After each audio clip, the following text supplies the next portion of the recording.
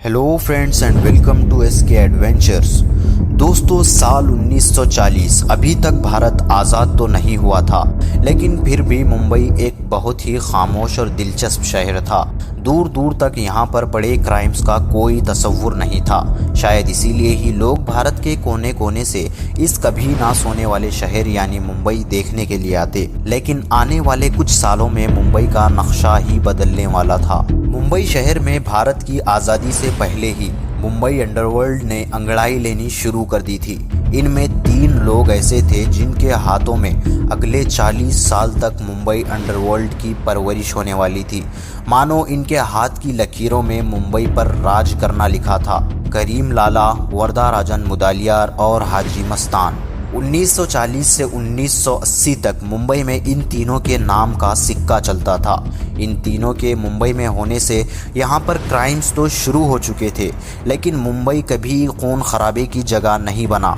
इन तीनों के कमज़ोर पड़ जाने के बाद एक ऐसा नाम उभरना शुरू हुआ जो मुंबई में बॉलीवुड से लेकर पॉलिटिशियंस और पुलिस तक हर जबान पर छा चुका था। वो था क्राइम का दूसरा चेहरा, मुंबई पुलिस हेड कांस्टेबल का बेटा दाऊद इब्राहिम कसकर, जिसने मुंबई क्राइम सिंडिकेट को ही पलट कर रख दिया था।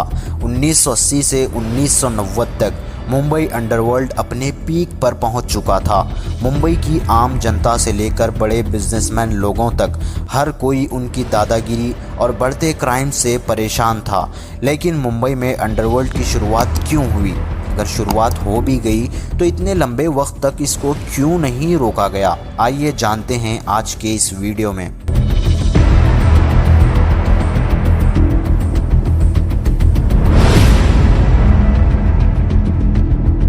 दोस्तों, करीम लाला का असल नाम अब्दुल करीम शेर खान था। वो 1911 में अफ़गानिस्तान के कुनार नामी एक इलाके में पैदा हुआ। करीम लाला एक अमीर फैमिली से बिलोंग करता था। उसकी फैमिली 30 की दहाई में अफ़गानिस्तान से मुंबई के भिंडी बाज़ार में शिफ्ट हुई। क्राइम की दुनिया में क़दम रखने के बाद करीम लाला ने जो पहला इलीगल काम शुरू किया वो था जुए का बिजनेस। लाला ने साउथ मुंबई में ग्रैंड रोड स्टेशन के पास एक घर किराए पर लेकर इसे सोशल क्लब का नाम दिया। इस क्लब की खासियत ये थी कि यहाँ पर जुआड़ियों को उधार भी दिया जाता। आगे जाकर यही क्लब मुंबई का मशहूर क्लब बन गया और यहीं से करीम लाला की ऊंची उड़ान भी शुरू हो गई। और आगे जाकर यही करीम लाला पठान गैंग का लीडर बना। करीम लाला और उसकी फैमिली मुंबई डॉक्स में काम करती थी और उन्हीं को बाद में पठान गैंग का नाम दिया गया। बहुत ही कम वक्त में इस गैंग ने क्राइम की दुनिया में अपना नाम बना लिया। वक्त के साथ साथ लाला के इलीगल कामों में भी इजाफा होने लगा। हशीशन ट्रैफिकिंग, गैरकानूनी शराब, मटका, किडनैपिंग, कॉन्ट्रैक्ट किलिंग वगैरह जैसे क्राइम में करीम लाला का नाम बन चुका था। दोस्तों, हाजी मस्तान, जिसका असल नाम हैदर अली मिर्ज़ा था, उसकी पैदाइश 1926 में तमिलनाडु के एक छोटे से गांव में हुई थी। 8 साल की उम्र में अपने फादर के साथ मुंबई शिफ्ट हुआ। यहाँ आकर कुछ साल तक सुल्तान मिर्ज़ा साइकिल रिपेयरिंग शॉप पर काम करने के बाद बॉम्बे डॉक्स में एक कुली का काम शुरू किया। दोस्तों, बम्बई की जियोग्राफिकल लोकेशन की वजह से अक्सर बम्बई से ही समंदरी सफ़र तय किया जाता और इसी बॉम्बे डॉक्स में हाजी मस्तान काम कर रहा था। सिक्योरिटी इतनी सख्त ना होने का फ़ायदा उठाते हुए यहाँ पर मस्तान सोना, चांदी और इलेक्ट्रॉनिक सामान की स्मगलिंग करके लाखों रुपए कमा रहा था और यहीं से हाजी मस्तान और करीम लाला की मुलाकातें भी हुई। वर्दा राजन मुदालियार की पैदाइश 1 मार्च 1926 में तमिलनाडु के एक छोटे से गांव में हुई। वर्दा के फादर शिपिंग में काम करते थे। वर्दा के फादर अपने इस काम को कंटिन्यू रखने के लिए अपनी फैमिली के साथ 1945 में मुंबई शिफ्ट हुए। कुछ वक्त गुजरने के बाद वर्दा राजन भी वीटी स्टेशन पर काम करने लगा।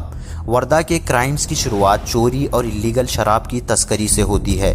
स्टेशन से चोरी के सामान को वो आसपास के इलाकों में बेच देता, जिससे उसकी अच्छी खासी कमाई हो जाती। वक्त के साथ उसका नेटवर्क भी बढ़ता गया। अब वर्दा का अगला टारगेट था मुंबई बंदरगाह। यहाँ आने के बाद वर्दा की मुलाकात हाजी मस्तान और करीम लाला से हुई। वर्दा राजन मुदालियार और उसकी गैंग का इन्वॉल्वमेंट हर उस क्राइम में था जिनमें पठान गैंग इन्वॉल्व थी। मुंबई में अब वो वक्त शुरू हो चुका था जिसमें हर इलीगल बिजनेस और क्राइम के तार इन तीनों में से किसी न किसी के साथ ज़रूर मिलते। मुंबई में इन तीनों के इलीगल बिजनेस चल रहे थे और इसी बिजनेस की वजह से तीनों गैंग्स में झगड़ा होने का रिस्क भी बढ़ने लगा। इसीलिए तीनों ने आपस में मुंबई के इलाकों को बांट लिया। इस वक्त इन तीनों के कनेक्शंस बड़े बड़े पॉलिटिशियंस से लेकर सेलिब्रिटीज़ तक हुआ करते थे। दोस्तों, ये वो वक्त था जब मुंबई में गैंगवार, मर्डर और किडनैपिंग जैसे क्राइम बहुत ही लिमिटेड थे, क्योंकि मुंबई में मौजूद डॉनों के लिए पैसे कमाने के बहुत सारे सोर्सेस मौजूद थे, जिसमें गैम्बलिंग, हफ्ता वसूली, इलीगल शराब और सोने की तस्करी इन डॉन्स की अर्निंग का बहुत ही अहम सोर्स ऑफ इनकम था। ख़ास तौर पर सोने की तस्करी और इलीगल शराब, ये दो ऐसे बिजनेस बन चुके थे जिससे मुंबई डॉन्स लाखों अर्न कर रहे थे। आखिर क्या वजह थी कि मुंबई डॉन्स सोने की तस्करी और इलीगल शराब से इतना पैसा कमा रहे थे? इसकी एक ख़ास वजह ये थी कि आज़ादी से पहले ही गांधी जी शराब के सख्त खिलाफ थे, इसलिए कांग्रेस सरकार ने शराब को इलीगल ठहराया। फिर आगे जाकर 1949 के सीएम मोरारजी देसाई ने इस वक्त के मुंबई स्टेट, जिसमें गुजरात और महाराष्ट्र आते थे, यहाँ पर शराब बैन कर दिया और शराब की खरीदी और उसके बिजनेस को एक जुर्म बना दिया।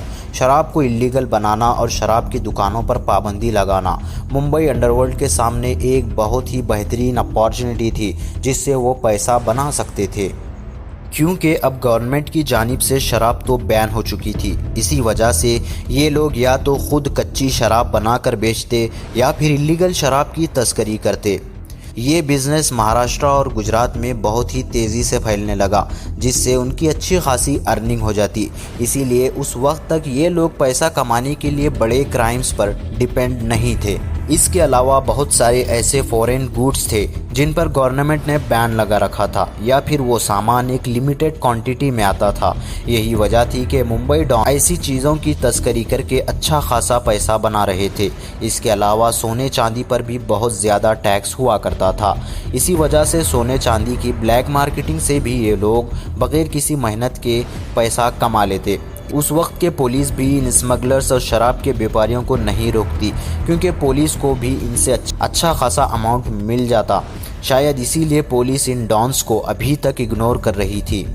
दोस्तों, मुंबई डॉन्स की इस स्टोरी में सबसे बड़ा टर्निंग पॉइंट उस वक्त आता है जब मुंबई माफिया में दाऊद इब्राहिम कसकर की एंट्री हुई।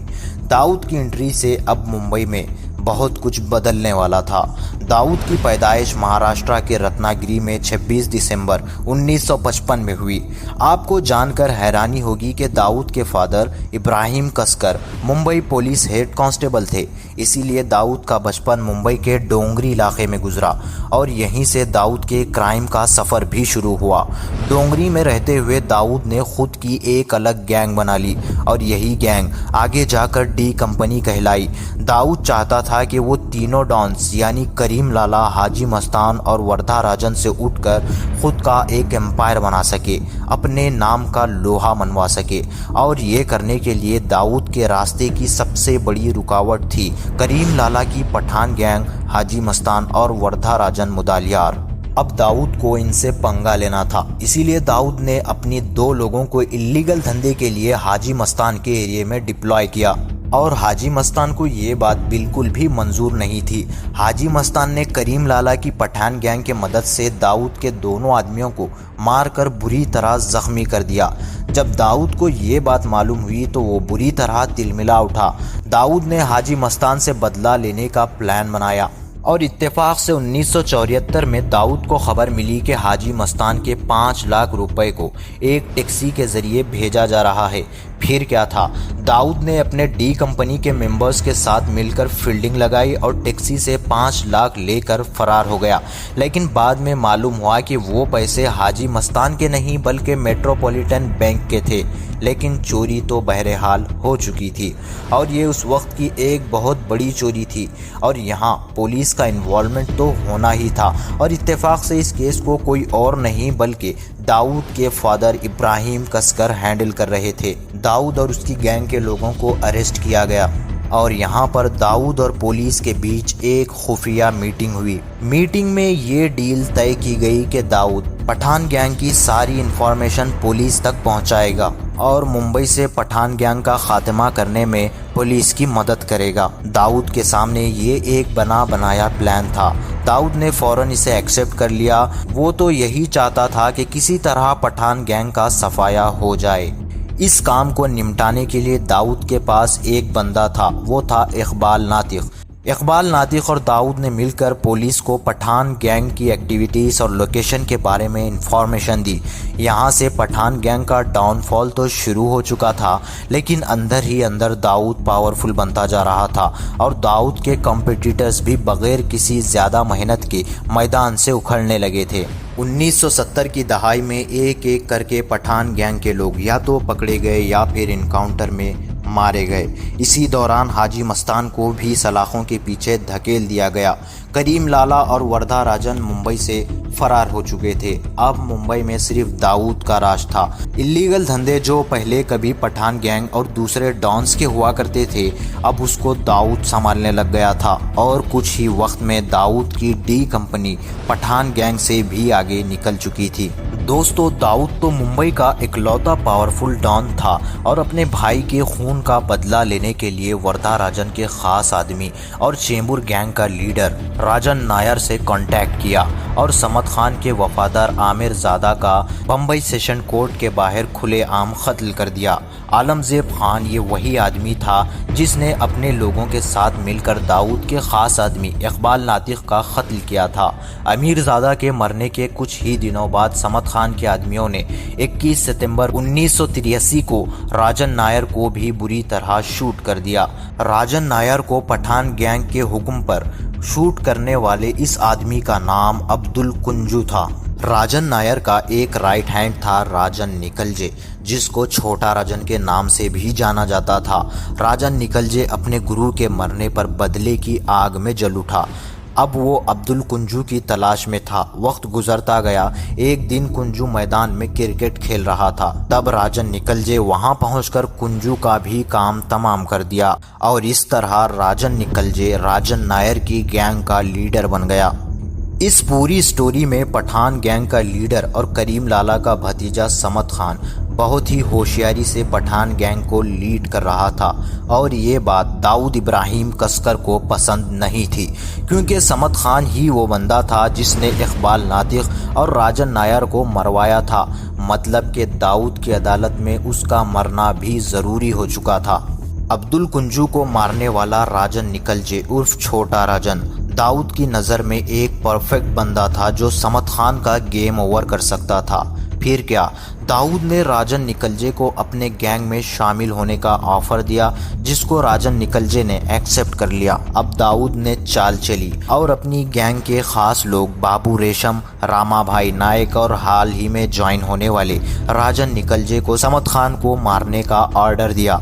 आखिरकार वो दिन भी आ गया जब 28 साल का पठान गैंग का इकलौता वारिस समद खान साउथ मुंबई में मौजूद एक होटल में होटल लिफ्ट के जरिए ग्राउंड फ्लोर पर आया, लेकिन उसे ये नहीं पता था कि बाहर मौत उसका इंतज़ार कर रही है। लिफ्ट का दरवाज़ा खुला, फिर उस पर गोलियों की बौछार चालू हो गई। देखते ही देखते 20 गोलियां उसके बदन के आर पार हो चुकी थी। यानी कि दाऊद के दुश्मन पठान गैंग में मनिया सुरवे, अमीर ज़ादा खान और समद खान मारे जा चुके थे। पठान गैंग में अब सिर्फ 3 लोग बचे थे, सईद लाला, आलमजेब खान और अय्यूब लाला। इससे पहले कि दाऊद इनका भी सफाया करता, अय्यूब लाला फरार हो गया और इसी वक्त खबर आती है कि सईद लाला और आलमजेब खान भी पुलिस इनकाउंटर में मारे गए। फिर से मुंबई का इकलौता डॉन सिर्फ दाऊद ही बचा था। लेकिन दाऊद मुंबई से क्यों भागा? दाऊद की अरुण गावली से क्या दुश्मनी थी? क्यों दाऊद ने 1993 में मुंबई में बम ब्लास्ट करवाए? इन सब का जवाब हम जानेंगे इस वीडियो के पार्ट 2 में। अगर वीडियो पसंद आए तो ज़रूर लाइक करें। अगर आप इस चैनल पर नए हैं तो हमारे चैनल इसके एडवेंचर्स को ज़रूर सब्सक्राइब करें।